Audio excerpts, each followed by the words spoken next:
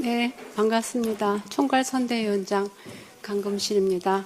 오늘 먼저 이 기자간담회를 하게 된 배경으로 지난 12.3 비상계엄 이후에 그 정치적 흐름에서 이번 대법원 이 판결과 그 이재명 후보에 대한 이 재판 문제가 어떤 맥락에서 이해되는가를 말씀드리고, 그 다음에 이제 절차상 또 여러 가지 우려되는 점들 말씀을 드리도록 하겠습니다. 우선 지금 이제 이재명 후보께서는 지난 4월 27일에 민주당이라고 할게요. 더불어민주당 대선 후보로 선출되셨고, 이제 정식 대선 후보 등록을 눈앞에 두고 계시죠. 그리고 이제 최근 국민의힘이 윤석열 정부의 그 장관을 재직하시고 일관되게 그 윤석열 탄핵을 반대해 오신 걸로 알고 있는데요. 김문수 후보가 선출됐고, 또 지난 비상계엄 시기 동안에 대통령 권한대행을 역임하신 한덕수 전 총리가 또 출마 선언을 해서 지금 이제 집권 여당 측은 사실상 그 지금 내란 상황이 계속되고 있다고 보는 저의 입장에서는 내란 연장을 원하는 재집권 시도의 상황인 것이죠. 그래서 지금 이 국면에서는 우리 민주당의 이재명 후보는 제1야당 후보로서 내란 종식의 막중한 역사적 과제를 짊어지고 있다, 이렇게 말씀을 드리고 싶습니다. 근데 지난 12.3 비상계엄 후에 4월 4일에 헌법재판소의 만장일치 결정을 통해서 파면이 됐고, 6월 3일에 대선을 앞두고 있는데 이 6개월 동안에 이 비상계엄 성격이 대통령의 친위 쿠데타이고, 또 대통령이 임명한 각 기관의 기관장들이 그 경질되지 않은 상황에서 매우 그 불안정한 정국을 유지하고 있기 때문에 그 엄청난 그 내란 종식에 대한 저항이 일어나고 있다고 이해를 하고 있습니다. 행정부와 그 사법부 쪽의 그 저항을 두 가지 측면에서 우리가 봐야 할 것 같습니다. 우선은 내란 수사와 조사가 제대로 이루어지지 않고 있죠. 그 체포 당시의 그 엄청난 저항은 물론이거니와, 그래서 우리는 그 앞으로도 이 내란의 전모를 파악하고 조사하고 역사 앞에서 밝혀야 하는 과제를 갖고 있습니다. 근데 우선 행정부 쪽에서, 그리고 윤석열에 대한 조사는 한 번도 이루어지지 않았습니다. 아직도 내란 수계에 대한 조사가 이루어지지 않은 상황이고요. 행정부 쪽에서는 고위공직 그 한덕수 총리 권한대행과 최상무 권한대행의 말씀을 드리면, 고위공직자 비리조사처에 검사들을 인사하지 않음으로써 간접적으로 이 수사를 방해했다고 보고 있습니다. 그리고 탄핵 그 헌법재판소 재판과 관련해서는 당연히 해야 될 헌법재판관 지명을 거부함으로써 탄핵을 반대하는 데 앞장섰고, 그 후에는 마은혁 재판관 임명을 거부함으로써 최상무 권한대행도 탄핵 반대에 앞장섰고, 위헌 결정이 났음에도 임명하지 않음으로써 두 권한대행이 노골적이고 명시적으로 위헌 행위를 했습니다. 이것은 헌정 질서를 뒤흔든 비상계엄의 그 내란 상황의 연속이라고 보지 않을 수가 없는 것이죠. 최근에는 파면이 된 직후에 다시 한덕수 권한대행이 윤석열 측근 그 내란 상황에서도 삼청동 안가에서 모임을 가졌던 것으로 그 밝혀진 법제처장을 헌법재판관으로 지명해서 위헌 여부에 논란을 불러일으켰고, 헌법재판소가 가처분을 통해서 직무정지한 상황입니다. 4월 4일 파면 이후에도 이러한 그 향후에 새 정부가 들어오더라도 최종 정치 행위에 대한 최종 결정 권한을 갖고 있는 헌법재판소를 장악하겠다는 내란을 일으킨 세력 측의 의도를 우리는 의심하지 않을 수 없는 매우 지금 절박하고 위급한 상황이라고 말씀을 드릴 수 있겠습니다. 사법기관 쪽에서의 움직임을 보면 지난 3월에 지방법원 지기현 부장 판사가 내란숙의 구속 취소 결정을 해서 전 국민을 충격에 빠뜨렸는데 검찰총장이 명시적으로 즉시 항고권을 포기하고 내란수계를 석방했습니다. 그 충격이 가시기도 전에 5월 1일에는 대법원장이 제1야당 내란 종식을 명분으로 내걸고 있는 제1야당 후보의 공직선거법 사건을 근로자의 날 전 국민이 집에서 쉬고 있는데 생중계로 무죄 원심 판결을 파기하는 상당히 강력한 어조로 이재명 후보의 유죄를 선언을 하고 파기하는 사태가 일어난 것입니다. 그래서 이런 전반적인 대통령의 친위 쿠데타가 종료되지 않고 있는 이 상황에서 우리는 역사적으로 막중한 대선을 치러야 하는데 지난 5월 1일에 대법원장의 이재명 후보에 대한 생중계 파기환송 유죄 선고는 정말 충격적인 일이 아닐 수가 없습니다. 왜냐하면은 사법부는 법관이 양심에 따라 독립하는 법원이고 검찰청과는 다릅니다. 성격이 다릅니다. 그래서 저는 판사도 했고 조희대 대법원장과는 서울법대 연수원 동기이고 법무부 장관도 했던 법률가로서 사법부에 대한 기본적인 신뢰를 갖고 있습니다. 이재명 후보께서도 변호사를 하셨기 때문에 사법부에 대한 기본적인 신뢰를 갖고 계십니다.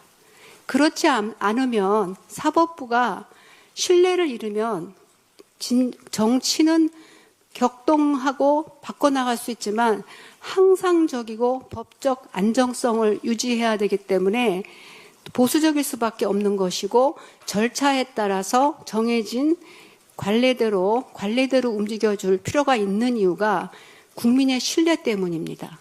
그래서 저는 대법원장을 신뢰했습니다. 그만큼 이 대법원장의 파격적인 행위는 우리에게 엄청난 충격을 주고 있고 이것은 내란 그 결과 이재명 후보가 타격을 입는 것은 내란 종식에 기여하지 않는 정반대의 방향을 가르치고 있기 때문에 과연 정치적 의도가 무엇인가 하는 문제 제기를 하지 않을 수 없는 상황이 된 것이고 사법부의 최고 수장의 행위라는 점에서 우리한테 너무나 큰 충격을 주고 있는 것입니다. 절차적인 이 대법원의 5월 1일자 파기환송과 바로 그 다음날 일어난 고등법원에서의 기일 지정, 배당, 송달, 인편 송달 이런 일련의 사태를 보면서 우선 두 가지 염려를 국민들이 하게 됐습니다. 하나는 첫째는 이 피선거권을 박탈하려는 생각인가? 둘째는 이렇게 원칙을 지나치게 벗어난 지나친 이례적인 재판 기일 지정을 통해서 법원이 무엇에 종사하고자 하는가 하는 문제제기를 하지 않을 수 없는 겁니다. 대법원장의 9일 만에 전원합의체에서 생중계를 통해서 파기환송한 그것은 내규 관례를 전부 벗어난 겁니다. 그리고 법관의 독립 또 공정한 재판을 받을 권리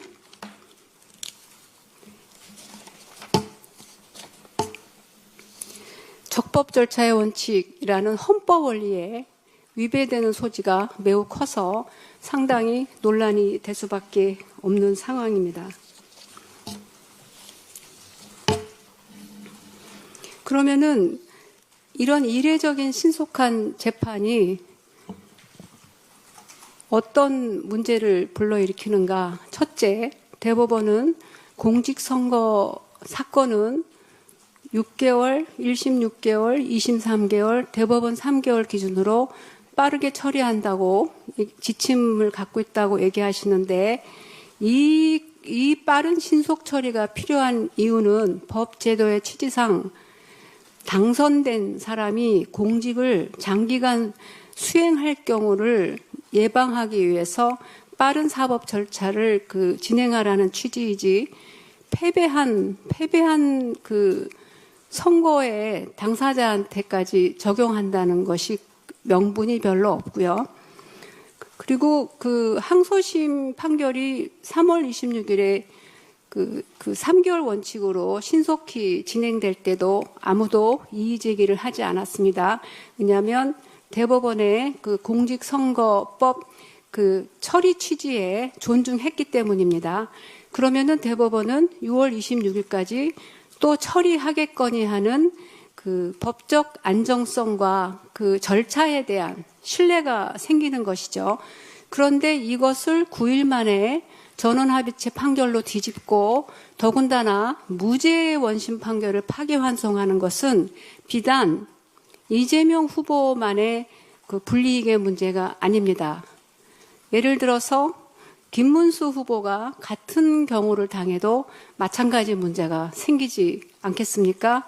여기 앉아 계신 기자 여러분이나 기자 여러분 가족이 어떤 일반적인 사건에서 항소심에서 무죄를 받았는데 갑자기 대법원이 9일 만에 유죄로 뒤집어 버리면 그러니까 내가 정상적인 절차를 통해서 정상적인 그 사건 배당과 정상적인 그 심리와 판결을 통해서 재판을 받는다는 신뢰가 무너지게 되면은 그 충격은 단순히 이재명 후보만의 문제가 아니고 사법부 전체의 신뢰 문제로 부메랑이 될 수밖에 없다는 것이죠. 저는 오히려 그 점을 더 염려하는 측면도 있습니다.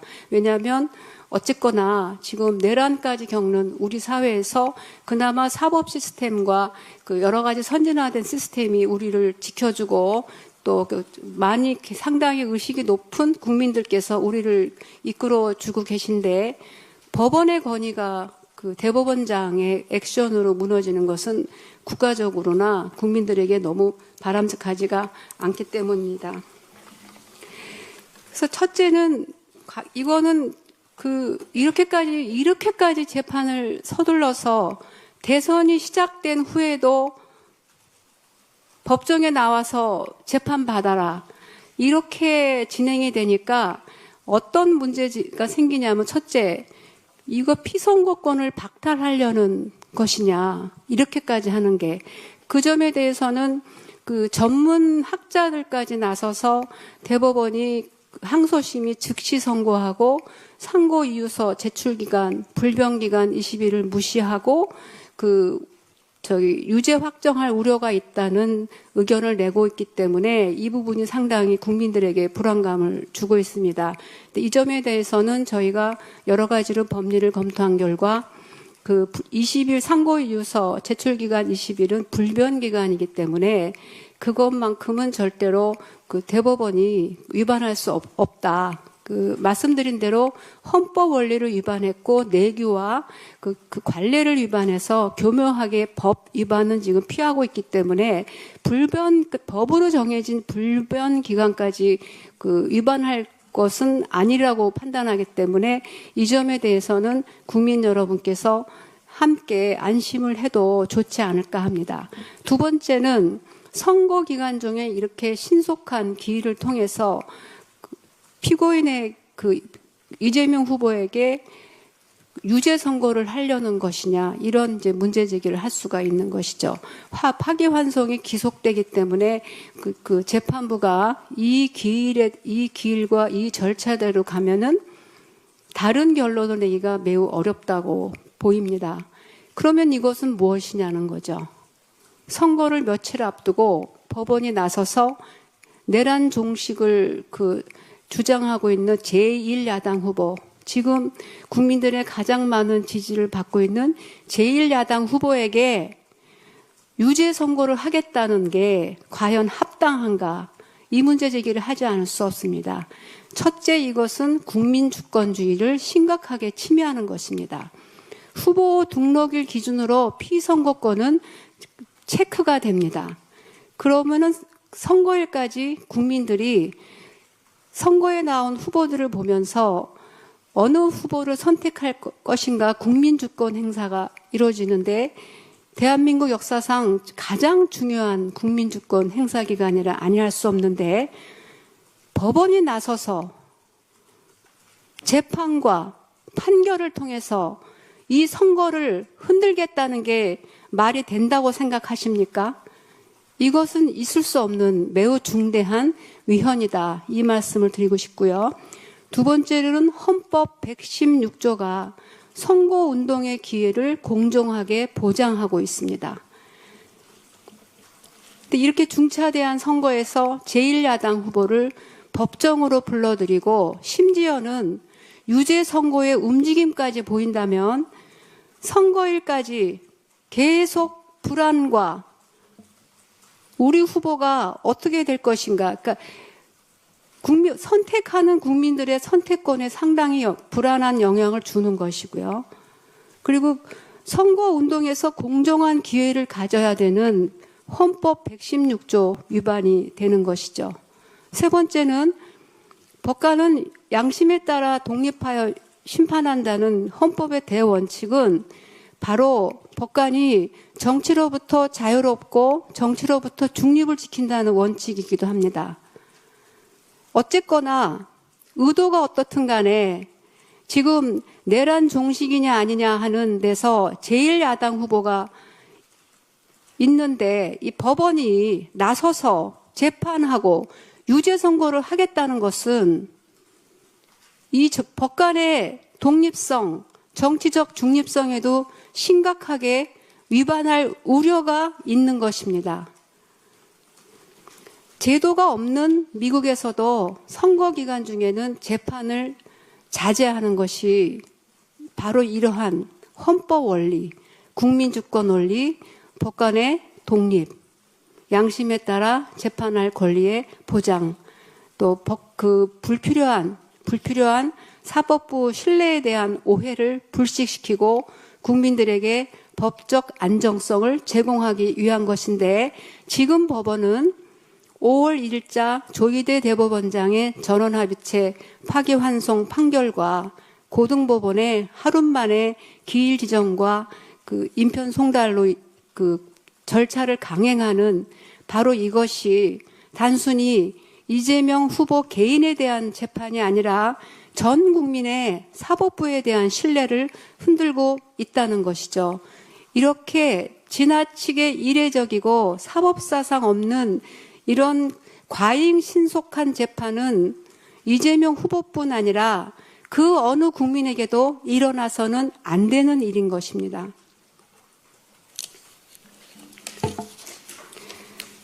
결론적으로 여러 가지 대법원의 절차적 문제뿐 아니라 실체적인 문제에 대해서는 여러분의 질문을 통해서도 말씀을 드리겠지만, 항소심에서 공소장 변경이 됐고 대법원이 심리를 제대로 보지 않고 판결했다는 졸속의 의심이 군데군데 지금 보이고 있고, 또 이재명 후보 측에서는 상고이유서 한번 쓰지를 않았기 때문에, 그리고 새로운 쟁점들이 있습니다. 제대로 다뤄지지 않은 두 개의 발언 중에서 국감장에서 국토부와 연관된 두 번째 발언은 국회의 증언 감정에 관한 법률에 먼저 적용되어야 하는 게 아니냐 하는 법리적 검토도 거쳐야 합니다. 국회의 증언 감정에 관한 법률은 허위 증언을 아주 무겁게 처벌하게 돼 있습니다. 근데 지금 증언 중에 국토부가 협박했다는 그 부분을 그 부분을 지금 공직선거법상의 허위사실 공표죄로 유죄라고 보고 있는데 이 증언 감정 등에서 말하는 허위 증언과의 관계는 무엇이냐. 그런 거를 굉장히 면밀히 따져야 되는 많은 증거조사와 주장 정리가 필요한데 지금 법원의 재판 속도로 봐서는 속전속결로 대선 기간 중에 결론을 내겠다고 하는 것은 이것은 진짜 그 재판의 기본 원리를 침해하고 피고인의 방어권을 지나치게 과도하게 침범하는 겁니다. 있을 수 없는 일이라고 저는 생각을 합니다.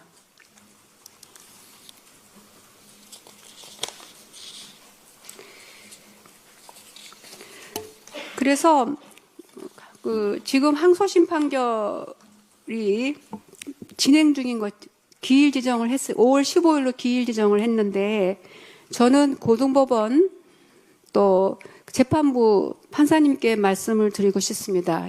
이 사건에 대한 재판은 정지돼야 합니다. 지정된 기일은 직권으로 변경하시고 법원의 권위를 위해서 또 법적 안정성을 위해서 여러 가지 헌법적 기본 원리를 법원도 우리도 함께 지키고 헌정 질서를 수호하기 위해서도 이 재판은 즉시 정지되어야 한다고 말씀을 드리고 싶습니다. 그리고 만일에 이것이 정지되지 않고 재판이 강행되고 선고가 이루어진다면 이것은 피고인의 방어권을 심각하게 침해한 위법한 판결이 될 수밖에 없을 것입니다.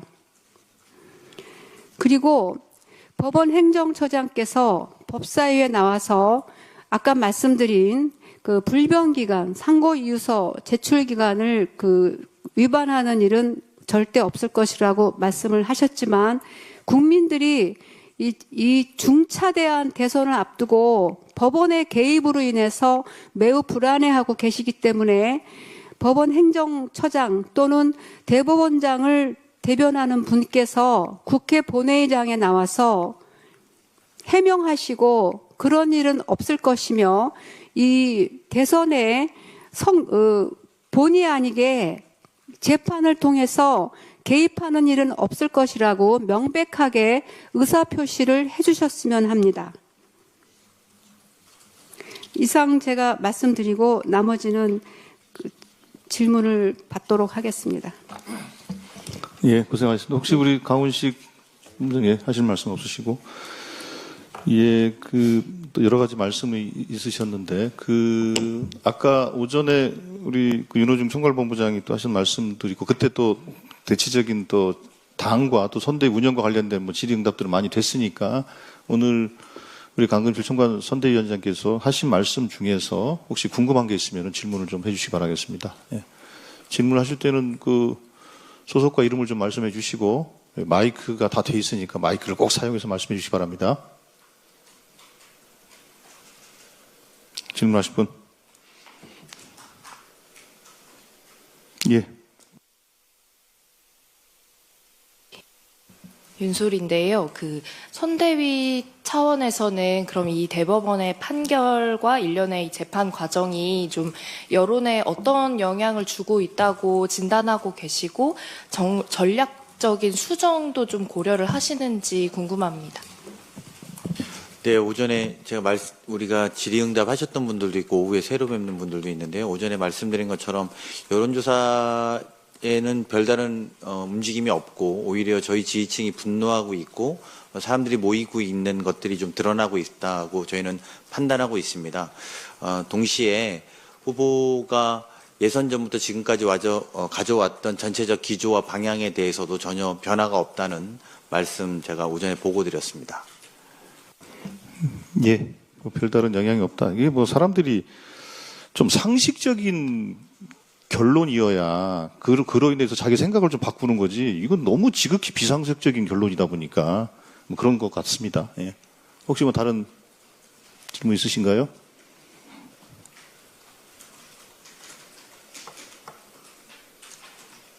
예, 말씀하세요. 저 조선일보 신지인이라고 하는데요. 어제 의총에서도 그렇고 박선원 의원님도 그렇고 조희대 대법원장이 윤석열 대통령이나 대형 서울의 로펌 변호사랑 또 연결돼 있다라는 그런 의문을 좀 제기해 주셨는데 이걸 좀 얼마나 비중 있게 보시고 계시는지 궁금합니다. 저희는 모든 가능성과 모든 것들을 지금 경계하고 있는 마음입니다. 그래서 어떤 것 하나를 놓치지 않고 당의 입장에서는 너무나 이상하리만큼의 이상한 판단, 사법부의 소위 사법내란이라고 불릴 정도로 판단되는 대법원의 판단 이후에 모든 가능성과 모든 제보들을 열어두고 있으며 거기에 대해서 경계하는 마음으로 만반의 태세를 준비하겠다라는 게 저희 선대위의 입장입니다. 예. 다른 분, 예. 네, 서울신문 박상현입니다. 아까 마지막 말씀 중에서 그 본회의에 이제 뭐 법원 행정처장, 대법원장 대변하는 분들께서 해명하는 일이 있으면 좋겠다고 하셨는데 그런 일정들을 좀 고려해 두신 게 있을까요? 아무래도 본회의 일정도 여러 변수가 있어서. 제가 개인으로 의견을 제안한 것이고요. 그게 이제 대법원에서 그런 의향이 있어야 할 테고 또 국회 일정도 봐야 되겠죠. 거기까지는 제가 생각 안 하고 제안한 겁니다. 예, 그러니까 우리 이제 위원장님 말씀은 그러니까 국민의 대의기관에 와서 공개적이고 공식적으로 발언해라라는 그런 취지의 말씀이신 것 같습니다. 예, 예, 예, MBC. 예. 네, 질문 드리고 싶은데요. MBC 신수아 기자라고 하고요. 이제 파기환송심 재판 대선 이후로 연기하거나 중단돼야 한다고 이제 오전에서도 그렇고 위원장님도 말씀하신 거잖아요. 근데 그렇게 이제 주장하는 것과 법원이 그걸 받아들일지는 좀 다른 문제인데 법원이 실제로 그럴 거라고 보시는지 어떻게 전망하시는지 궁금합니다. 지금 이 5월 1일 파기환송 사건은 저도 법원에서 13년 법관 생활을 했고 변호사로 있으면서도 항상 법원에 대한 신뢰를 전제하고 활동을 해왔기 때문에 굉장히 충격적인 사건입니다. 사실 대법원장이 이렇게 전면에 나서서 그 문제가 논란이 되는 굉장히 중요한 정치 국면에 직접 뛰어든다는 거는 상상을 초월하는 일이에요. 그래서 저희가 이제 충격이 큰 거거든요.